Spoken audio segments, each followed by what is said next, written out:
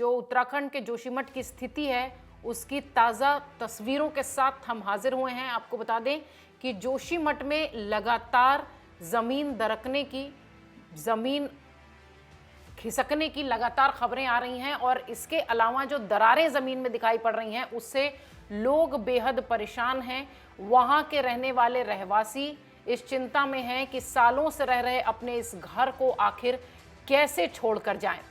इस बीच उत्तराखंड के मुख्यमंत्री ने हवाई सर्वेक्षण के जरिए पूरे इलाके का जायजा लिया है, लोगों से मिलने भी पहुंचे थे। उत्तराखंड के मुख्यमंत्री पुष्कर सिंह धामी ने जोशीमठ का हवाई सर्वेक्षण किया। उन्होंने वहां जाकर प्रभावित इलाकों का जमीनी स्तर पर मुआयना भी किया और प्रभावित परिवारों से भी मुलाकात की।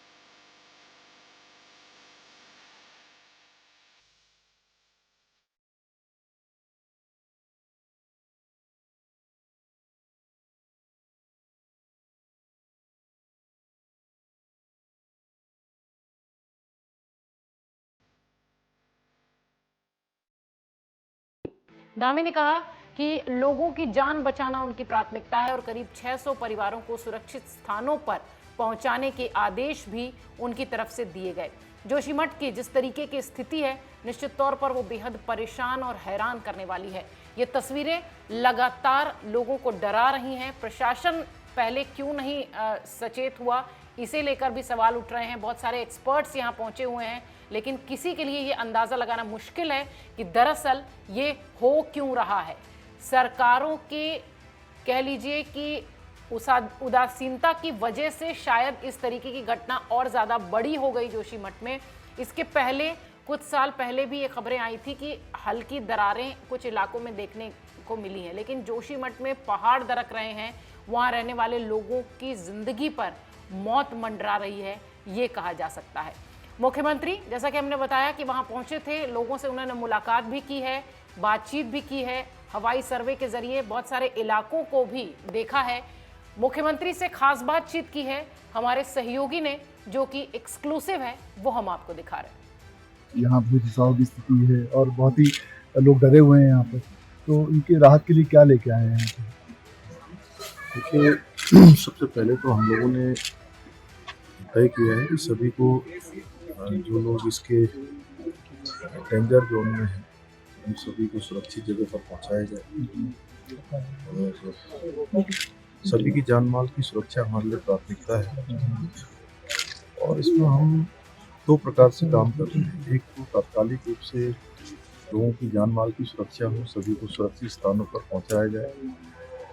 ये भीषण सर्दी का समय है, इस समय में सभी जो जरूरत की चीज़ें हैं उनको वहाँ से अन्य स्थानों पर लाया गया, उन सभी को प्राप्त हो। और दीर्घकालिक में है कि यहाँ पर जो ड्रेनेज प्लान वगैरह है उस पर जल्दी से जल्दी काम हो, उस पर तमाम औपचारिकताओं पर न जाके तत्काल उस पर काम होना चाहिए। और इससे जो पहले भी रिपोर्टें आई हैं उसमें भी लगातार कहा जाता है कि ड्रेनेज सिस्टम ठीक करने की जरूरत है, लेकिन इसके बावजूद ये शुरू नहीं हो पाया ड्रेनेज सिस्टम। क्या काम नहीं शुरू हो पाया? कल मैंने जो समीक्षा करी है, मैंने कहा है कि उस पर कोई किसी विभागीय औपचारिकता में न जाते हुए सीधे अप्रूवल की जरूरत है, मेरा अप्रूवल दे दिया जाए और उस पर जल्दी से जल्दी, जो लंबी प्रक्रिया होती है लंबी प्रक्रिया में नहीं जाएंगे, क्योंकि जो भी काम यहाँ पर होने हैं दीर्घकालिक, चाहे ड्रेनेज का हो चाहे सीवरेज का हो, वो इस बार इस मानसून से पहले होने हैं। लेकिन अभी विषय ये है कि अभी कैसे सबको किया जाए और भविष्य में जब पुनर्वास की स्थिति बनेगी तो उसके लिए भी हम लोगों ने दो स्थानों का बात करी है। पीपल कुटी के आसपास भी 2 स्थान हैं और गोचर पर उस पर भी हम काम कर रहे हैं। हम इस समय में संकट की घड़ी में पूरी सरकार सभी हमारे जोशीमठ वासियों के साथ हैं और बाकी जो भी काम करना है कुछ निर्णय हमने लिए हैं। लेकिन मुख्यमंत्री जी यहाँ पर जैसा हम लोग पिछले दौर से देख रहे हैं, यहाँ युद्ध स्तर पर काम करने की जरूरत है, क्योंकि हालात इतने नाजुक हो चुके हैं, हर घर में दरार है, हर सड़क पे दरार है। तो ऐसी स्थिति में मुझे लगता है कि बहुत तेजी से काम करने, उसके लिए कोई प्लानिंग है कि कोई तेज? नहीं, हम अपने इस स्तर पर, सरकार के स्तर पर अलग अलग विभागों के इस पर नोडल अधिकारी बनाएंगे। देहरादून जाकर सभी पर हम चर्चा करने वाले हैं और कल भी हमने इस पर चर्चा करी और निश्चित रूप से युद्ध स्तर पर काम होगा और एक एक सेक्टर को ठीक से कुछ घरों के सेक्टरों के रूप में बांट कर भी काम होगा। मुख्यमंत्री ने इससे पहले जोशीमठ के संबंध में भी अधिकारियों से रिपोर्ट मांगी थी और भू धसाव के मामले में उच्च स्तरीय बैठक भी उनकी तरफ से बुलाई गई है। एक बार फिर आपको तस्वीरें दिखाते हैं। जोशीमठ में लगातार भू धसाव बढ़ता जा रहा है। घर हो, दुकान हो, सड़क हो, हर जगह लंबी लंबी दरारें नजर आती हैं। वहीं बताया ये भी जा रहा है कि इस इलाके में तकरीबन 1 साल पहले से भू धसाव हो रहा था, जैसा कि जिक्र हमने शुरुआत में किया था कि प्रशासन उस वक्त क्यों नहीं सचेत हुआ। बद्रीनाथ हाईवे पर कई सारे होटल हैं जो कि अब अपनी यथावत स्थिति से बिगड़े हुए नजर आते हैं, यानी दरारें इतनी ज़्यादा है कि उनकी जो स्थिति थी, बनावट थी, वो बदलती दिख रही है। बता दें कि 3 दिन पहले 519 और अगले दिन ये संख्या 559 पहुंच गई थी। भू धसाव की चपेट में आने वाला बहुत सारा ऐसा इलाका है जो कि यहाँ पर लोगों को परेशान कर रहा है। तस्वीरें भी हैरान करने वाली हैं। ज्योतिर्मठ परिसर में भी इस तरीके की तस्वीरें आई थी और यहाँ पर जिस तरीके का माहौल देखने को मिल रहा है, वाकई में डर के साए में लोग जी रहे हैं। आपको बता दें कि लोगों के घरों की नहीं बल्कि धार्मिक स्थल जो मंदिर हैं वहाँ पर उनकी भी स्थिति बेहद खराब है। शिवलिंग में यहाँ दरार देखने मिली है जो कि बहुत ही डराने और हैरान करने वाली है। जोशीमठ में भूधसाव की चपेट में ज्योतिर्मठ परिसर भी आ चुका है। परिसर में भवन, लक्ष्मी नारायण जी का मंदिर, ये सब दरारों की भेंट चढ़ गया है। ज्योतिर्मठ के प्रभारी ब्रह्मचारी मुकुंदानंद ने भी बताया कि मठ के प्रवेश द्वार पर लक्ष्मी नारायण मंदिर और सभागार है जहां पर लंबी दरारें दिखाई पड़ती हैं। तस्वीरें आप देख रहे हैं। इसी परिसर में टोटकाचार्य गुफा भी है, त्रिपुर सुंदरा राजेश्वरी मंदिर भी है। ये तमाम जो मंदिर हैं ये सब दरारों की भेंट चढ़ गए हैं। प्रकृति का तांडव यहाँ पर देखने मिल रहा है और लोग हैरान परेशान हैं कि दरअसल यहाँ हो क्या रहा है। जिस तरीके से मंदिर परिसर की बात हम कर रहे थे, हमारे सहयोगी वहां पहुंचे और उन्होंने मंदिर का जायजा लिया। तस्वीरों में देखिए कि परिसर के भीतर किस तरीके के हालात हैं। इस समय हम लोग जगत गुरु श्री शंकराचार्य की पवित्र गद्दी पे हैं। ये गद्दी जोशीमठ में है और जितने भी श्रद्धालु बद्रीनाथ के दर्शन के लिए आते हैं वो सबसे पहले यहाँ इस पवित्र गद्दी के दर्शन करते हैं और यहाँ से आशीर्वाद दे के ही वो बद्रीनाथ की यात्रा की तरफ आगे बढ़ते हैं। जैसा कि आप देख रहे हैं इन पहाड़ियों के बीच में ये विशाल मंदिर है और इस मंदिर का ये आत्मीकरण किया गया है। कहते हैं कि ये मंदिर 8वीं शताब्दी में बनाया गया था। इस लिहाज से इसके मंदिर के कई प्राचीन चिन्ह अभी भी दिखाई देते हैं इसमें। और हमें अभी आज सूचना मिली सुबह सुबह कि यहाँ भी दरारें आ गई हैं, क्योंकि जोशीमठ के इस हिस्से में अभी तक कहीं पर भी दरारों की सूचना नहीं मिली थी। तो आज हम लोग ये देखने यहाँ आए हैं कि दरारें कितनी गहरी हैं और स्थिति क्या है।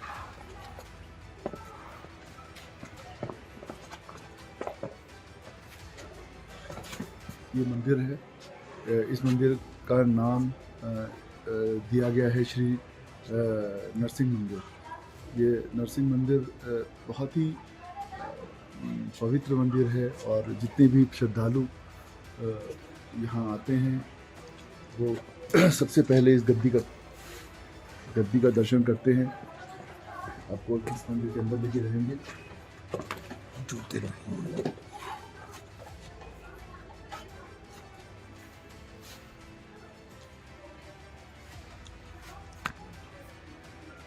यहाँ देखिए प्रवेश द्वार बना हुआ है और ये गद्दी स्थल है।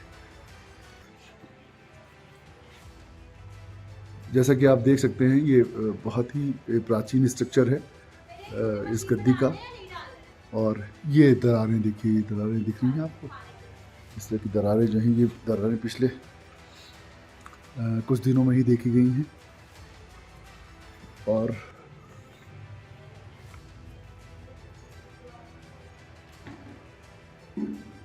ये गद्दी स्थल ऊपर है, यहाँ जाने का रास्ता है जी।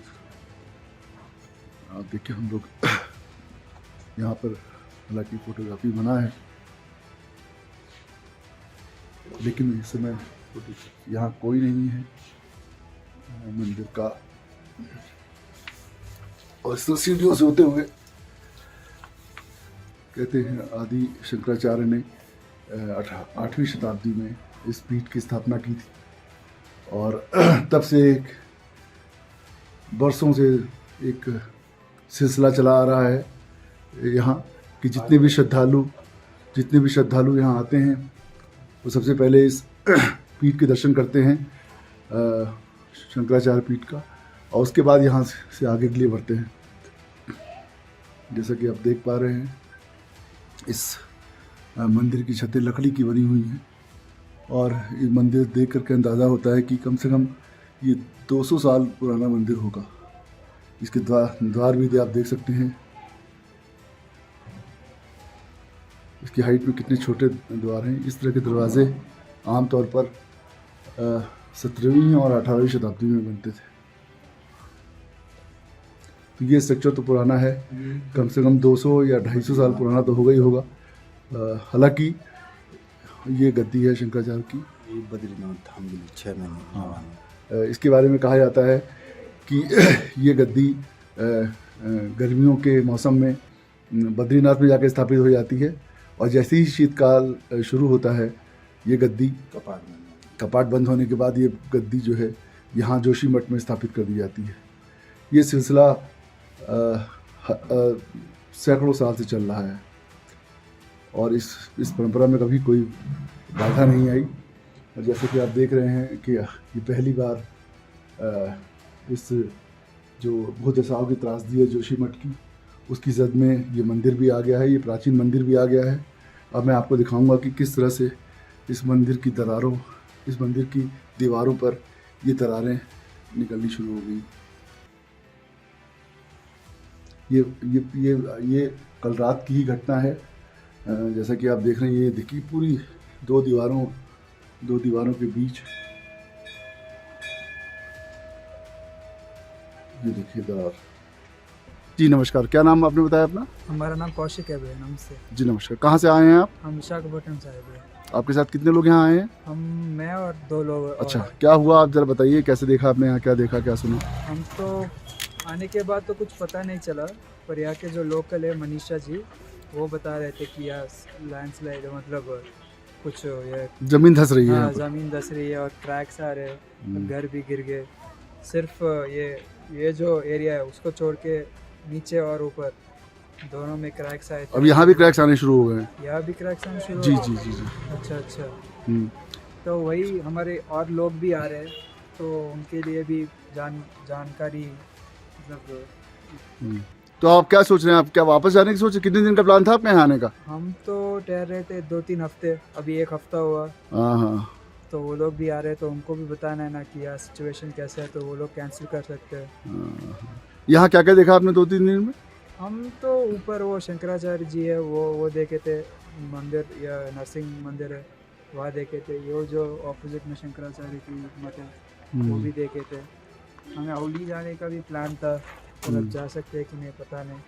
हम तो बर्फ़ एंजॉय करने के लिए आए थे यहाँ पर। इस साल तो बर्फ़ नहीं गिरी है अभी, खाली पहाड़ियों पर। देखिए ये आप जो सामने पहाड़ियाँ देख रहे हैं, इन पहाड़ियों पर नवंबर दिसंबर में बिल्कुल बर्फ़ से ढक जाती थी सारी पहाड़ियाँ। लेकिन इस बार ऐसा हो रहा है, मौसम का कहिए या जलवायु परिवर्तन कहिए, इस बार अभी तक जो है दूर दूर तक कहीं पहाड़ पे बर्फ़ नज़र नहीं आ रही है। खाली एक और ऊंचे पहाड़ पर हल्की सी एक बर्फ़ की आपको चादर दिखाई दे रही होगी। मैं थोड़ा उसको जूम करूँगा, आप देखेंगे कि जब पहाड़ों पे बर्फ़ पड़ती है तो शुरुआती दौर में देखने में लगता है जैसे किसी ने पहाड़ पे चूना छिड़क दिया हो। तो ठीक उसी तरह का दृश्य हमारे सामने है। और आप देखिए, लेकिन यहाँ के स्थानीय लोग बताते हैं कि नवंबर दिसंबर में ही ये सारी पहाड़ियाँ जो आप देख रहे हैं सब बर्फ़ से ढक जाती थी।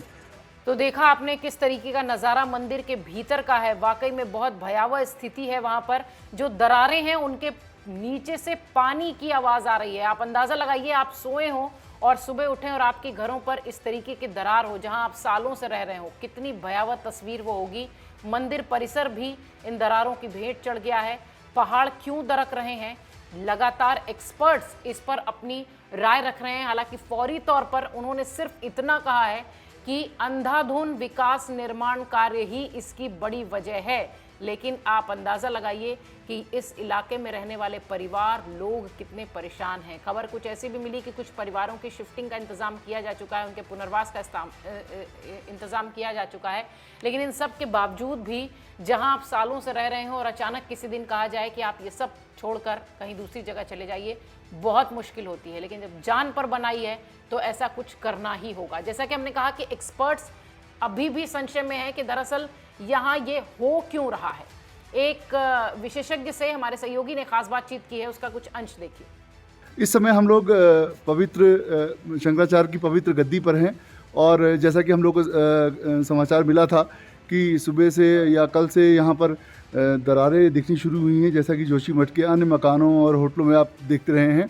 तो हम यहाँ पहुँचे हैं पवित्र जोशीमठ धाम में और यहाँ के जो जूनियर इंजीनियर साहब हैं रावत जी, मैं उनसे आपसे बात कराऊंगा और मैं ये बताएंगे कि ये आखिर ये सब हुआ कैसे। जी हाँ सर, इस मंथ के शुरू से ही और देख रहे हैं कि ये मंदिर परिसर में जी हर जगह जो है धसाव हो रहा है भूमि का और फर्श बैठ रहा है। अभी ये कोटा भवन में भी अब दिखाएंगे फर्श कहाँ बैठ रहा है। जी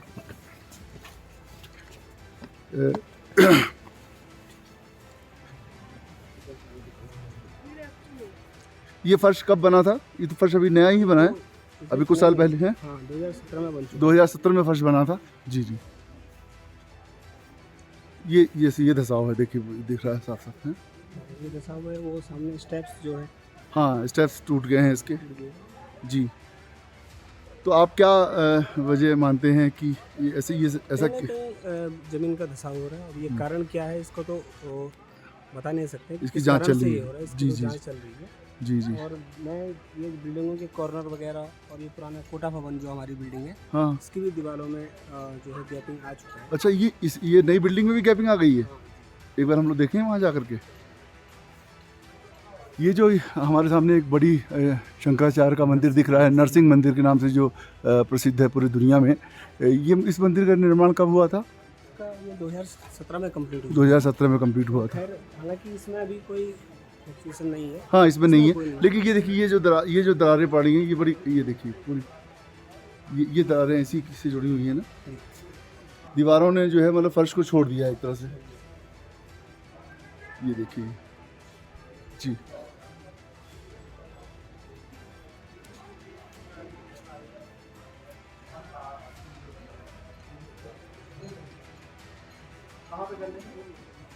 सर वो पीछे ठीक है, मंदिर भी दिखाई दे रहा होगा। हाँ, और पर्वत भी बता देंगे, ये पर्वत वो है, ऐसे ऐसे